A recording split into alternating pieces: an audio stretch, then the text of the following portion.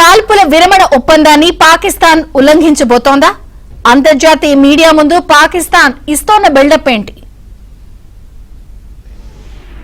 और पानी और खून भी एक साथ नहीं बह सकते।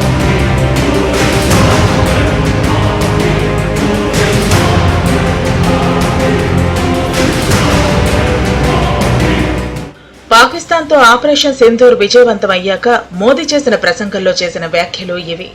నీరు, రక్తం ఒకే చోట ప్రవహించవంటూ మోదీ వ్యాఖ్యలు పాకిస్తాన్ కు సూటిగా తాకాయి. అందుకే ఇప్పుడు పాకిస్తాన్ మరోసారి తన వక్రబుద్ధిని బయటపెట్టుకుంది.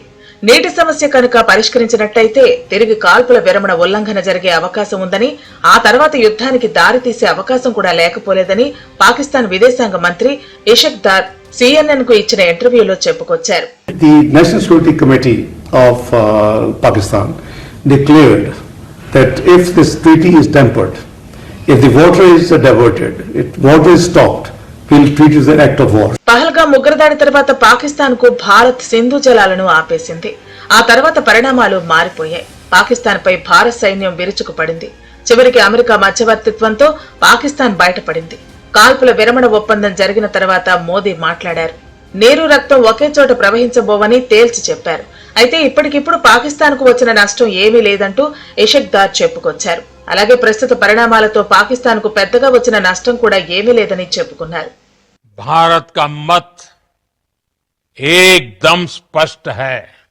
टेरर और टॉक एक साथ नहीं हो सकते। टेरर और ट्रेड एक साथ नहीं चल सकते और पानी और खून भी एक साथ नहीं बह सकता। ఇదిలా ఉంటే సింధు జలాలపై పాకిస్తాన్ కు భారత విదేశాంగ శాఖ క్లియర్ కట్ గా తేల్చి చెప్పింది. ఉగ్రవాదానికి పాకిస్తాన్ మద్దతు విరమించుకునే వరకు సింధు జలాలను నిలిపివేస్తామని స్పష్టం చేశారు. ఆపరేషన్ సింధూర్ తర్వాత పాకిస్తాన్ నీచబుద్ధి మారలేదు. యుద్ధం అంటే పారిపోయిన పాకిస్తాన్ ఇప్పుడు మరోసారి యుద్ధం గురించి పాక్ విదేశాంగ మంత్రి మాట్లాడటం హాస్యాస్పదంగా ఉందని విశ్లేషకులు అభిప్రాయపడుతున్నారు.